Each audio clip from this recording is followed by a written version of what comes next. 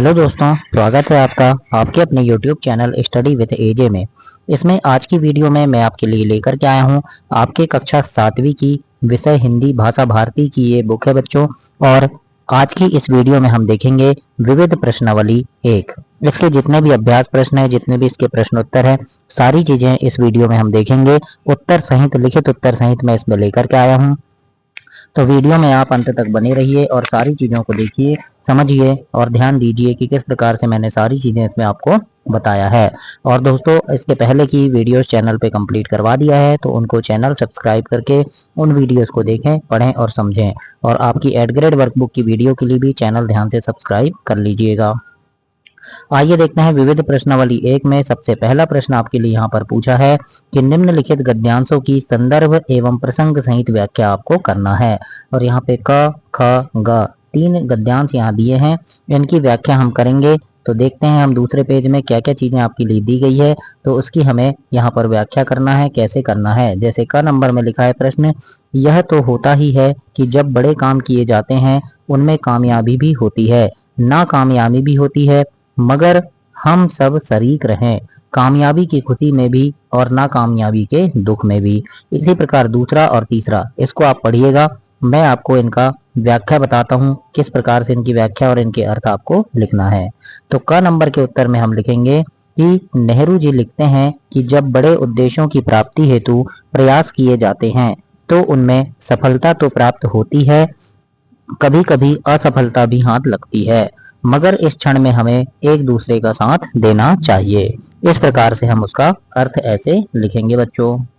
ख नंबर का जो था उसका उत्तर हम देखते हैं कैसे लिखना है उसका अर्थ। तो ख नंबर में हम लिखेंगे, हुमायूं अपने सेनापति को संबोधित करते हुए कहता है कि हिंदुओं और मुसलमानों में कोई अंतर नहीं है, सब के सब उस एक मालिक की संतान है जिसने उन्हें बनाया है। आज मैं इस पूरे संसार के सामने यह सिद्ध करना चाहता हूँ कि हिंदुओं के सभी रीति रिवाज और परंपराएं एक मुसलमान के लिए भी समान रूप से प्रिय और पवित्र है। इस प्रकार से ख के उत्तर में हम लिखेंगे और ऐसे कंप्लीट करेंगे। इसके बाद देखेंगे ग नंबर, और ग नंबर में देखते हैं, ग नंबर के उत्तर में हम लिखेंगे कि मध्य प्रदेश में विभिन्न धर्मों, रीति रिवाजों व मान्यताओं के लोग परस्पर भाईचारे और सद्भाव से निवास करते हैं। मध्य प्रदेश के गौरवशाली अतीत की मिठास इस प्रदेश के निवासियों के मन में आज भी विद्यमान है तथा जिसे उनके व्यवहार से महसूस किया जा सकता है। इस प्रकार से आपको ग नंबर के उत्तर में लिखना है। तो ऐसे आप इसे कंप्लीट करेंगे बच्चों, प्रश्न क, ख और ग में।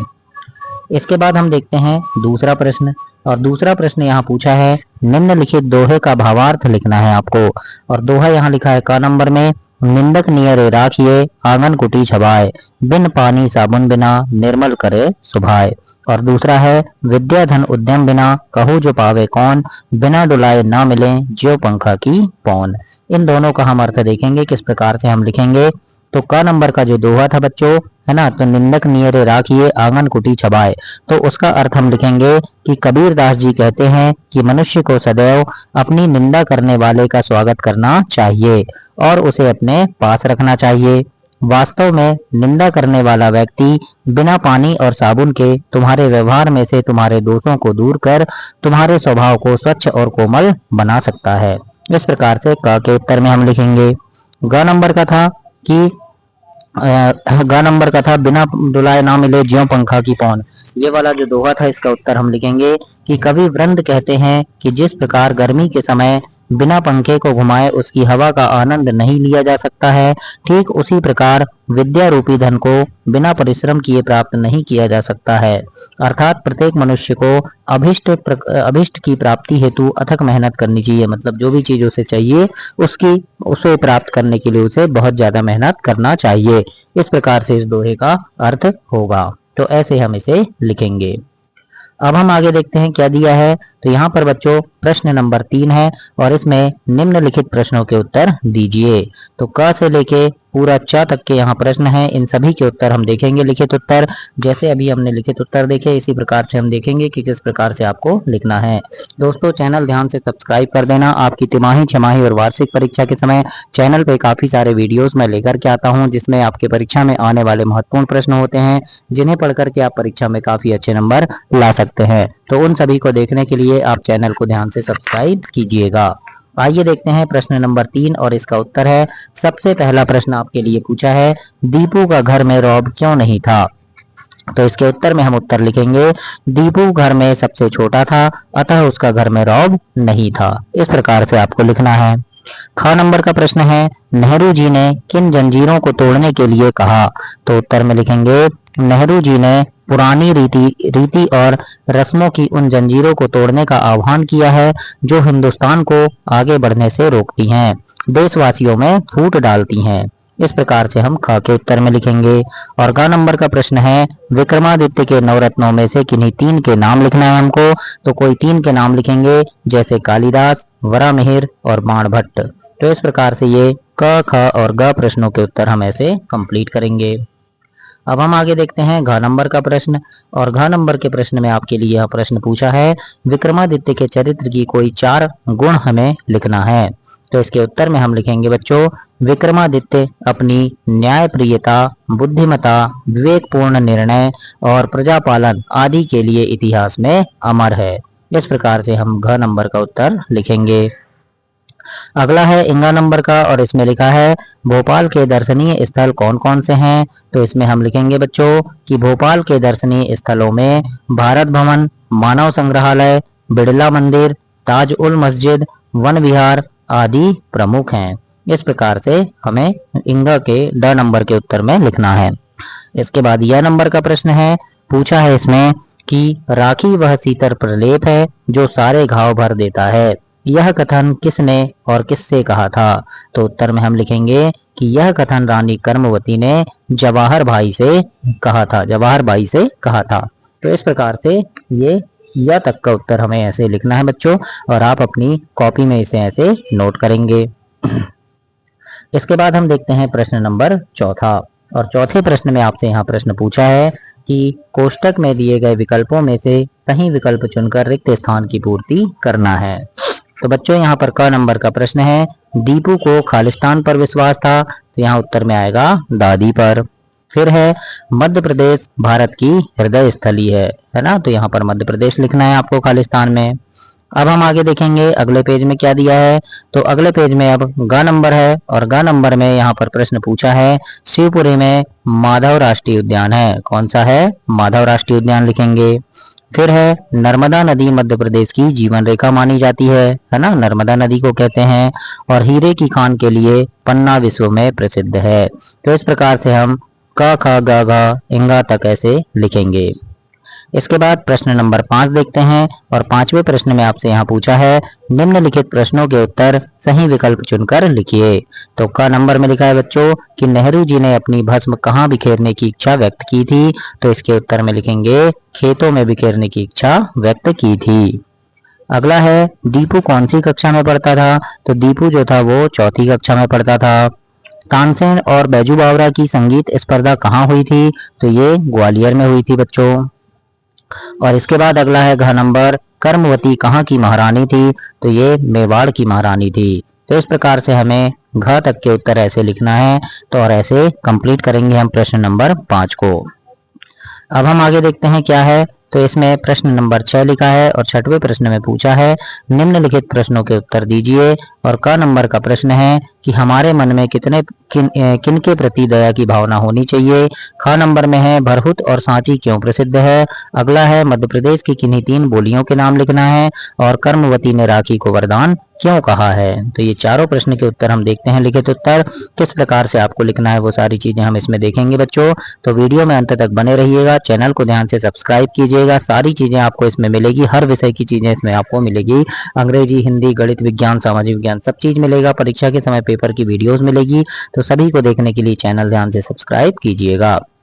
आइए देखते हैं प्रश्न नंबर 6 में क नंबर का प्रश्न है कि हमारे मन में किनके प्रति दया की भावना होनी चाहिए। तो इसके उत्तर में हम लिखेंगे, हमारे मन में दीन दुखी जीवों के प्रति दया की भावना होनी चाहिए। ख नंबर का प्रश्न है, भरहुत और सांची क्यों प्रसिद्ध है। तो इसमें हम लिखेंगे, भरहुत अपनी प्राचीनतम स्थापत्य कला के लिए तथा सांची बौद्ध स्तूपों के लिए प्रसिद्ध है। इस प्रकार से ख नंबर में लिखना है। और ग नंबर का प्रश्न पूछा है कि मध्य प्रदेश के किन्हीं 3 बोलियों के नाम लिखेंगे। तो इसमें हम लिखेंगे मध्य प्रदेश की 3 बोलियां बुंदेली, मालवी और निमाड़ी है ना। और भी है लेकिन यहाँ 3 के नाम बोला तो हमने 3 के लिखे हैं। अगला प्रश्न है कर्मवती ने राखी को वरदान क्यों कहा है। तो इसमें लिखेंगे राखी सारे बैर भावों को दूर कर देती है, साथ ही इसे पहनकर प्रत्येक भाई अपनी बहन की रक्षा का वचन देता है, अतः कर्मवती ने इसे वरदान की संज्ञा दी या फिर वरदान कहा। इस प्रकार से आप घ तक के उत्तर में ऐसे लिखेंगे और इसे कंप्लीट करेंगे दोस्तों। अब हम आगे देखते हैं प्रश्न नंबर 7 और 7वां प्रश्न देखेंगे क्या पूछा है। 7वां प्रश्न है निम्नलिखित की सही जोड़ियां आपको बनाना है बच्चों। इधर पे कथन दिया है और किसने कहा वो दिया है, तो हम इसे मिलाएंगे। जैसे क नंबर में पूछा है छत्राणियों की राखियां सस्ती नहीं होती, ऐसा किसने कहा, ऐसा कर्मवती ने कहा था। हम तो आज्ञा पालन करना जानते हैं, ऐसा किसने कहा था, वाघ सिंह ने कहा था। आओ मेवाड़ के बहादुर, ऐसा किसने कहा था, हुमायूं ने कहा था। और महारानी कर्मवती ने क्या जादू का पिटारा भेजा है, ऐसा सेनापति ने कहा था। तो इस प्रकार से हमें सही जोड़ी मिलाना है और ऐसे कंप्लीट करना है अपनी पुस्तक में। अब हम आगे देखेंगे प्रश्न नंबर 8 और 8वें प्रश्न में यहाँ पूछा है बच्चों निम्नलिखित शब्दों का वाक्यों में प्रयोग करना है हमें। जैसे वैमनस्य, तोपखाना, पाश्चात्य, वरदान, आज्ञा पालन और पिटारा। इनका हम वाक्य प्रयोग करेंगे और देखते हैं किस प्रकार से वाक्य हमें बनाना है। तो प्रश्न नंबर 8 जैसे सबसे पहला था वैमनस्य, तो वैमनस्य से वाक्य बनाएंगे कि हमें वैमनस्य की भावना से बचना चाहिए। इस प्रकार से एक वाक्य बन गया ये।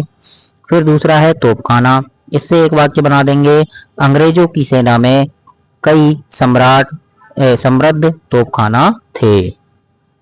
पश्चाताप से बनाएंगे उसे अपनी गलती पर बाद में काफी पश्चाताप हुआ। वरदान से बना देंगे एक वाक्य अच्छी शिक्षा देना वरदान के समान है। आज्ञा पालन से बनाएंगे राम अपने पिता दशरथ के आज्ञा पालन में सहर्ष वनवास को चले गए।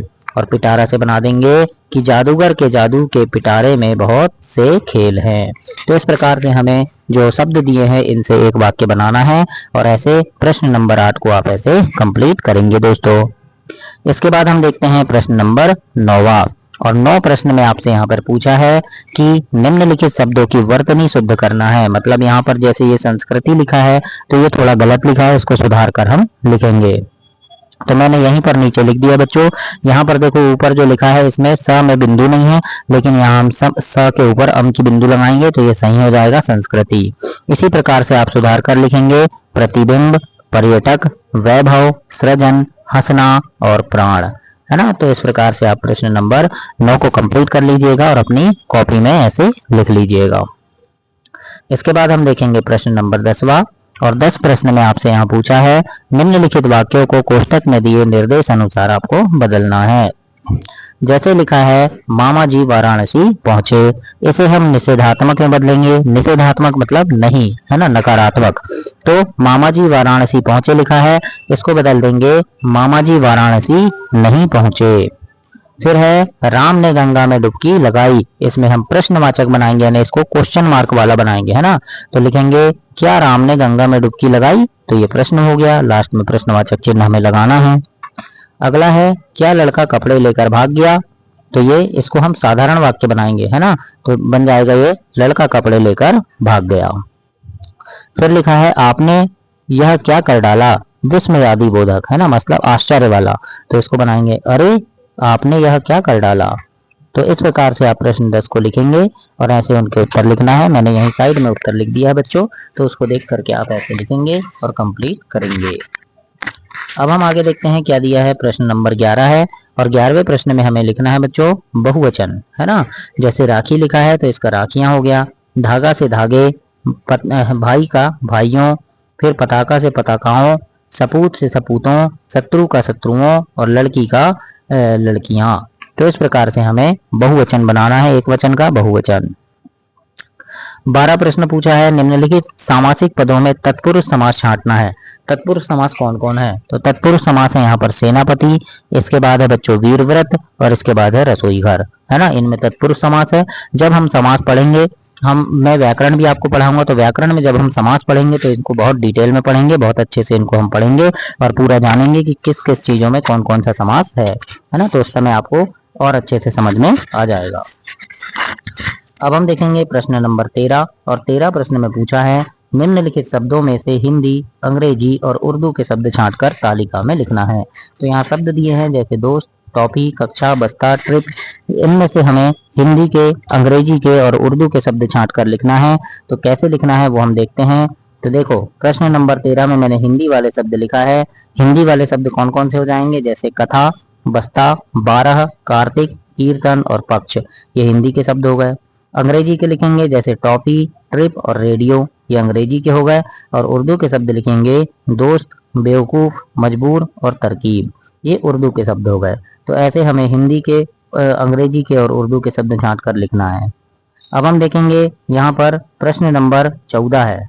14 प्रश्न यहाँ आपसे पूछा है निम्नलिखित गद्यांश में विराम चिन्ह का उचित प्रयोग कीजिए। ये जो गद्यांश लिखा है इसमें कोई चिन्ह नहीं लगा है, लेकिन हमें इसको फिर से लिखना है और सही जगह पर सही चिन्ह लगाना है।